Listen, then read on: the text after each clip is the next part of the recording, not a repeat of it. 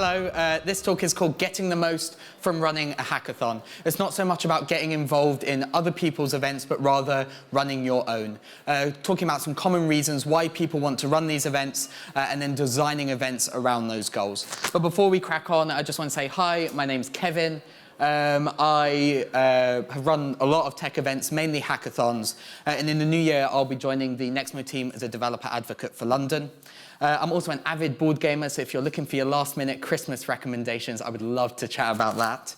And I'm also a JavaScript developer. So in the next 20 minutes, I want to cover what hackathons actually are as an event format, so we're all on the same page.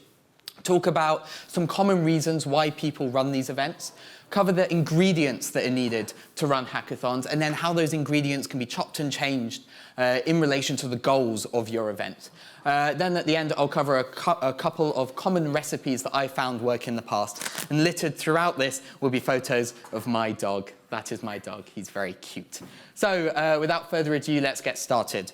Let's cover what hackathons actually are. So my definition of a hackathon is an invention marathon, where you get together software developers, designers, researchers, and industry experts, give them a challenge and a fixed amount of time, and then they build prototype solutions to answer that challenge, and then present them at the end. I'll do it in pictures. You welcome people at the beginning, tell them where the fire exits are on the loos and the challenges and stuff like that. Next, you have partners and sponsors come up and provide some context around the challenges, the themes, the technologies that are a focus of your event, and then facilitate some icebreakers and team formation activities. In these events, some people will come alone and prefer to work alone throughout the time given. Some people will come in teams and work in those teams, but many will come alone and want teams to kind of be formed at the event. And it's our job as event facilitators to try and help people form those teams. Then they get a kind of an amount of time to freely design and develop solutions to the challenges and themes provided. And during this time, mentors often go around and support people. That support could be technical support, but it can also be support around the challenges or the themes of the event.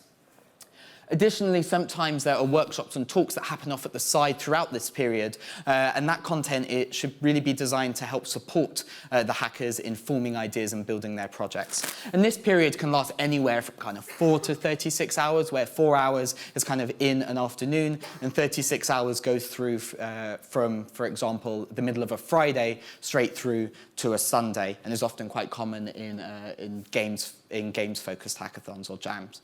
Then at the end of this period, people present what it is they've built. This could be a set of standard presentations like this, where everyone's given a period of time, can be science fair format, there can be an element of online judging, but at the end of this, once everyone's presented, at some events, though not all, that winners are crowned and they get bragging rights and or prizes. Here's another photo of the dog, well done. One was a bit gross, to be honest. Before we continue, I want to talk about the art of the challenge, because actually this is one of the most important factors for a hackathon that either makes it successful or an event that doesn't necessarily meet its goals. See, it's a bit of a Goldilocks situation. You want your challenges to be broad enough that it allows creativity in the interpretation of the challenge, so you get a range of things that are built. Make it too specific and everyone runs the risk of building the same thing or very, very similar things. So a good challenge still allows creativity while framing the desired outcome. It allows people to know kind of what it is that is expected of them, but also allows them to focus their ideas a lot quicker, so they spend less time necessarily thinking of ideas and more time trying to build that prototype. I'll be publishing a blog post about a good challenge in the next few weeks. The point of this talk, though, is that you really need to have a goal when it comes to running hackathons. You see, running an event without a goal can often lead to lackluster outcomes, or getting to the end of it and wondering what it was you were actually trying to achieve. And when you have a goal, you can justify decisions made in the planning process and the delivery of the event to meet those goals. So next, I'm going to talk about a range of reasons that when I'm going out and talking to people are the reasons that they want to run events. And hopefully, as a result of this, if you just want to run a hackathon and you don't really know why, maybe you can relate it to a couple of these goals. Or if you have these goals, you might consider a hackathon as a platform to at least somewhat achieve them. One of the most common is genuine research and development activity, where you have a specific problem that you want to solve and you would value external contributors in coming to some ideas. So, for example, how can we improve the customer experience for fans coming to Wimbledon both during and after their visit is a challenge from a hackathon that I ran, very much focused on research and development.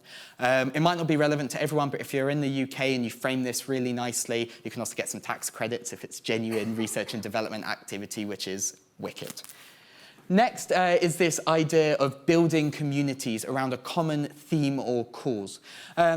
Remember, communities often need a cause or reason to be getting together, so you're going to be wanting to put focus on this cause that people are coming together about. These are quite often run in events that are themed around social impact or civic technology or things like that.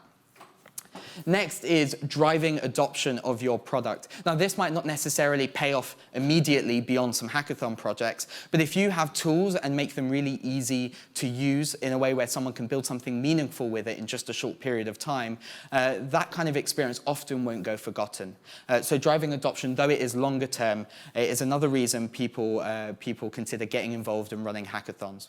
One way I've seen this work before is companies building hack kits or hack packs, which is a variation on a getting started guide where you might not necessarily be promoting best practice, but you're promoting how to get started really, really quickly and allows people to get running. There's risks involved in like correcting their course later, but I wanted to also mention that.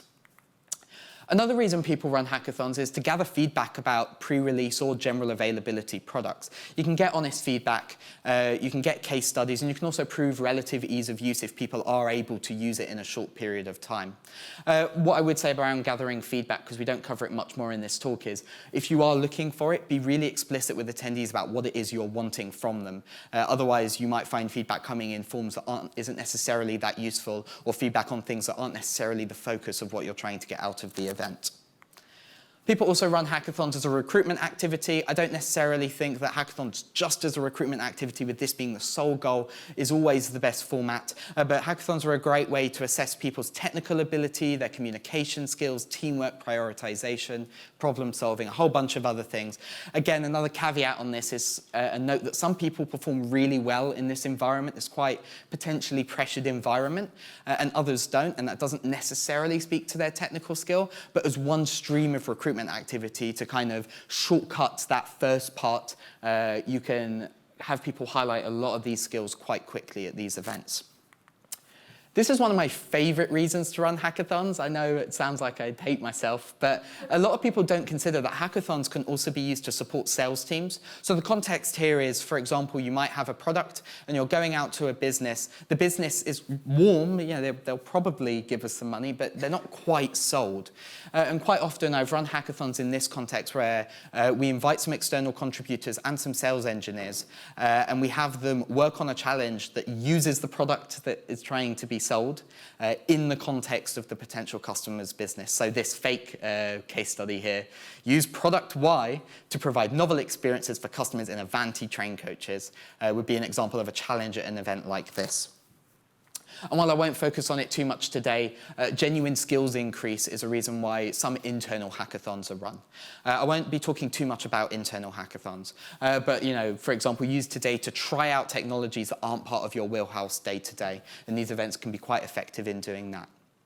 So there are some common reasons why people run hackathons. There are probably a load more, and if I'm missing some really obvious ones, please stop me in the break and let me know.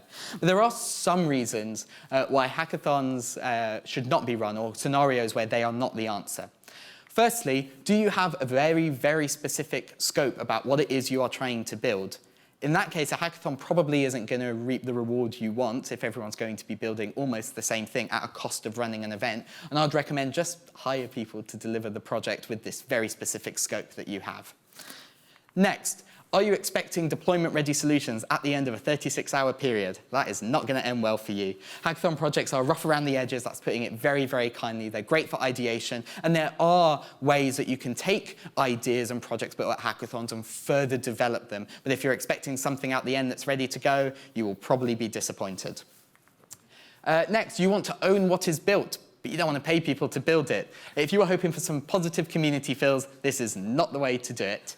Now, I'm not necessarily opposed for, at the end of a hackathon, the things built not belonging to the attendees on 2 conditions. One, everyone knows that is the case from the first minute. It's not hidden in T's and C's. It's not hidden in the small print, but everyone knows and is signing up for that. And 2, people are paid for their time. Then you can frame these events very much as a fun piece of work, and we'll talk about that in a little bit. If your sole aim is to improve brand awareness, then running your own hackathon might not be as useful as you think, because you still have to build an audience that is aware of your brand to get them in the door. There are ways of incentivizing people to come to an event, but it will take more work. And you might otherwise consider going and supporting existing established events. While I have some water, have another photo of the dog. Thank you. He is very cute. Next, we're going to talk about how to actually run a hackathon. I'm not going to go too much into depth with this, and I'll focus more on kind of relating what I'm about to say with goals. So I'll do this bit a little bit quicker.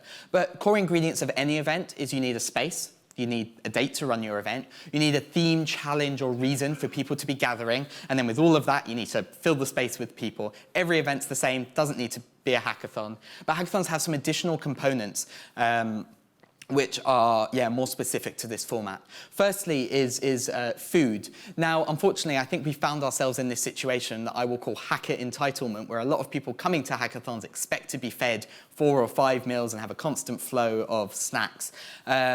You might be able to do this, you might not be able to do this. If you can't, just make it really clear. Setting expectations up front is super useful.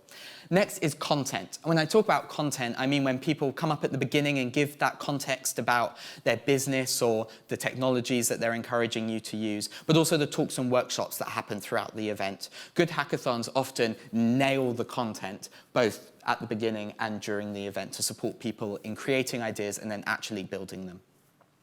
Next is prizes. Now, not every event needs prizes. Hell, not every event needs winners. But you might consider prizes as a part of your event. Personally, I'm a fan of lower value prizes or no prizes, and you just have, a show and tell as opposed to presentations and a winner or pitches. But consider that as well. And finally, the thing to make sure that hackathon projects don't just sit on a shelf and gather dust at the end is having some explicitly pre-planned follow-up activities. And again, in a bit, we'll cover some of those as well. That one was a bit of a short one, so you can have this quick photo. Right, let's talk about designing hackathons for our specific goals. So just to recap, these are the reasons we spoke about why people often run hackathons. Please do come grab me if I've missed some blatantly obvious ones. And here are the parts of running an event. We'll be covering these again. So coming up, I'm going to talk about some key reasons people run events. So from that list before, I'll cherry pick some key ones that I hear more than most, and we'll talk about how to kind of shuffle these items around in order to make those events successful. And while I'll only be covering 3, I think, 3, if you are, hopefully you'll be able to see how these things can be changed for the other goals or other goals that you might have. So, going back to research and development, this is the genuine research and development activity. You want actual solutions to actual business problems. Now, there are some key things to these events to make them successful.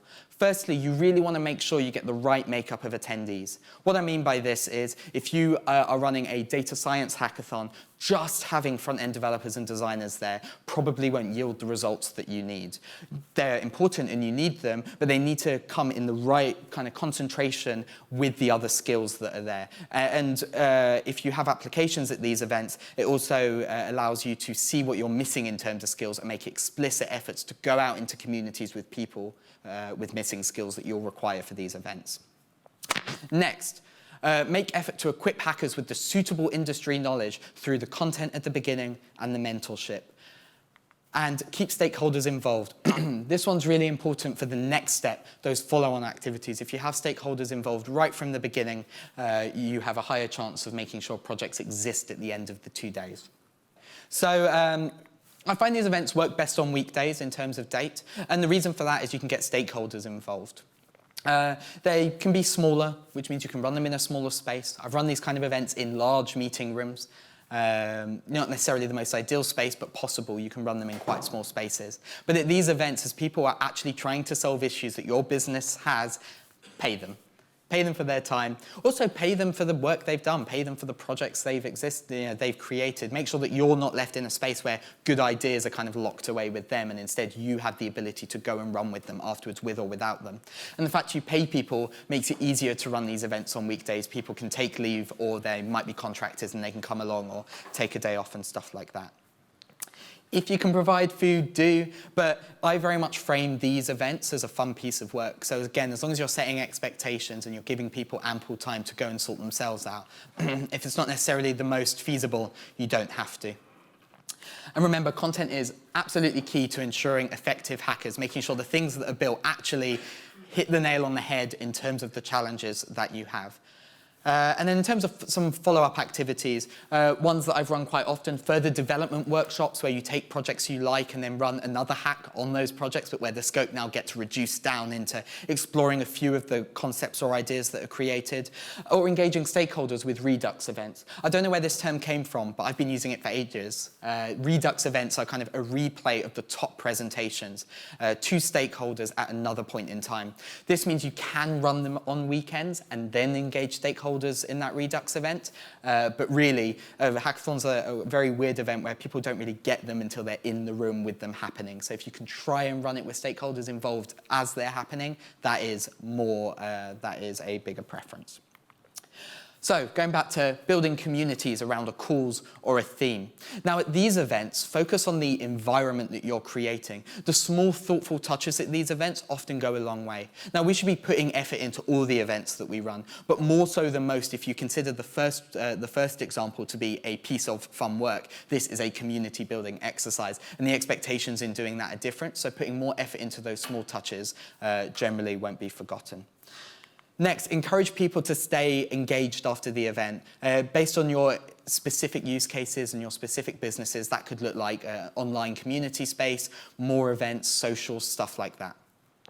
So going back to that list of ingredients, these events work best at weekends when fewer people are at work. Generally, you won't be paying people to come to these, they won't be paying to attend, so make sure it is as accessible as possible, and weekends seem to be the best time to do that.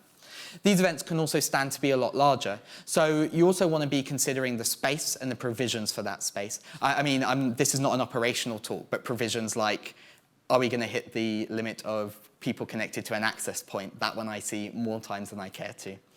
And at these events, food is generally expected. Again, you know, I'm not a big fan of the fact we found ourselves in this space where people expect it, and if you don't, you have failed. But again, if you're just setting expectations up front, people will know what to expect. They'll know they'll have to sort their own dinner or something like that.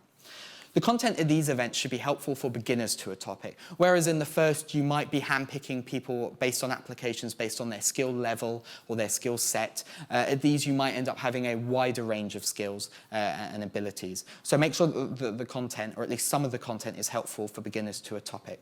And yeah, follow-up activities could be like online conversation spaces, more laid-back socials, or again, Redux events I've seen done here, though it's harder to get people to commit to a second show and tell event when they're just coming along for a bit of fun. The third use case, because I'm aware that I'm running out of time, the third use case is supporting sales. So again, through contextually appropriate challenges. This one will sound a lot like the first. So, you know, make sure hackers know the purpose of the event. Make sure that everyone's on the same page. There is nothing wrong with saying, hey, we're paying you to do some work for us. Our aim is to sell this. These are the things we're trying to highlight, very much as sales engineers would if they were to take part in these events. Make sure stakeholders from all sides of these events are involved, not just the hackers and not just the businesses, but also the potential customers as well. Don't just present, oh, look what we built in 24 hours, but have them more involved in this process.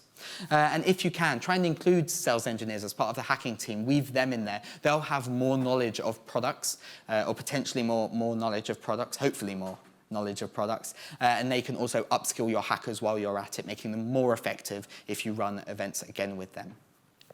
And just as an aside, make sure to have a record of the projects you built, because these events are often smaller, there are fewer projects. Quite often, people don't take really good note of what it is that has been built, and then you're left scratching your head when you're trying to talk about them later when you're furthering your conversations, though this is true of all hackathons. And finally, not to sound like a broken record, but this is a directly bottom line impacting activity. Pay people for their time. They will represent you better, and it's a piece of work. Make sure everyone from all sides are treating it as such. So yeah, weekdays work best. Get stakeholders involved. Try and find a venue on neutral ground. Don't necessarily invite them into your house and don't go to theirs, but try and meet and make it a bit of an event. Try and ensure the right makeup of skills. I really am sounding like a broken record. I've not realized how many times I've put this on the slides. Pay people for their time. Remember, so in terms of food, remember this is a professional event. I think we've come on a long way going into 2020 from kind of beers, pizzas, energy drinks at hackathons. And personally, I don't include those elements in any hackathon I run for any purpose. But remember, these events, even more so, are professional events, and maybe putting a bit more effort into things like this will be appreciated by your team, the hackers, but also the people you're trying to impress. What's interesting about this format, though, is essentially, because you're hiring people in this context, you can prep hackers before the event. I often do this in a 1-hour call that I ask hackers to take part in if they're free a couple of weeks out from the event. It allows them to start talking about ideas, start getting to know one another and what the skills makeup is, because while we're aware of that as facilitators, they might not be. And it also allows us to ensure that if someone has an idea that we really had no idea was going to come up, that we can place good mentors in terms of the knowledge that they have technically or related to the industry knowledge. So this is really, really useful if you can do it. Here's a photo of the dog. Right, I've only got a couple of minutes, so let's talk about a couple of recipes. I'm going to talk about community hackathons and application-based hackathons. There are also internal hackathons. Not going to talk about them today, but acknowledging they exist. So community hackathons, open to the public, they're generally larger, have more people involved, and there are a bunch of reasons why these are good. You can fit more people in them, you can get a wider range of people coming along. You generally physically get more project ideas being built. They're cheaper because there's no expectation you're going to pay people for their time. You can involve more stakeholders. For example, Beth and I ran a social hackathon and we involved multiple charities, and these kind of events can stand to have more stakeholders involved because there are more people to spread the attention between those partners. And also you have the opportunity for just a much more buzzing vibe in these events. I don't quite know how to say it, but like with more people there, generally it just feels like a more energetic space. But there are some challenges. They're harder to recruit for. I've run some hackathons where I've thrown open the doors, bought all the food, have loads of space, and there are 20 people in the room, and I was expecting 100. There are a lot of these events happening, so do consider that you're going to have to put more effort into recruiting people. You also don't know who's going to turn up. You don't know what skills they're going to have. You don't know if you're going to have people who can really answer the challenge. You should be focusing on everyone, even if they can't, but you might not know if it will meet your goal. I often generally find that the rate of people who come and then the people who present projects at the end, that ratio is lower at these events. So a lot more people don't end up presenting because there is an expectation they do, but it's not quite framed the same way. The projects belong to them, which might get a bit hairy afterwards. And then, you need larger spaces. And there's this idea of hacker entitlement where people have an expectation of what a high production quality hackathon is. And actually, you just want to run this little thing in a spare room in your office and, get some food, get some takeaway, and then have people chilling. So just making sure you're setting expectations. Now, in terms of the application-based hackathons, which are kind of that R&D and sales context, there are some pros. So, everyone is working to a common goal, and you can more heavily curate the audience who are attending them. You can prepare them, and the ideas at the end belong to you. So if at the end you want to do something with them, that could be giving them to the customer, working with them, or selling it to them, or continuing to develop it yourself, or whatever, you are free to do that. And because generally at these events we have developers kind of look over an agreement that they sign, you can also fold in some other agreements to that, like non-disclosure agreements. And while I'm not a big fan of these documents, it does mean perhaps that you can present more privileged information to them, mock data sets that actually mimic real data sets, or real data sets to work with. There are some cons. They're much smaller. They work better at 10 to 20 people. So the spaces often feels quite different as a result. So do be considering that. They're more expensive because you're paying people. And also, you don't know what the outcome's going to be, so selling it internally and unlocking that budget is often more difficult in this context. There are so many variations, though. Applications for community-based events, which can be really good to vet the audience. I run an event called Sex Tech Hack, and at that we really want to vet the audience and make sure that we're only allowing people in who will be respectful to the environment that we're providing. So applications to community events happen, having super involved stakeholders at weekend events, and also high attendance and serious attendees at those events, maybe because there's prizes or because they're really bought into a theme. So that was a whirlwind tour. I'm more than happy to chat more about this, answer more questions about how did we do. We did understand hackathons as an event format, I hope. We did cover some common reasons for running hackathons, cover the ingredients, talk about how to change them up in relation to some common goals, talk about a couple of recipes, and you did see some photos of my dog. Thank you. My slides are up. My slides are up there if you want them, lws.io/drc, and I'll tweet those out. Thank you so much.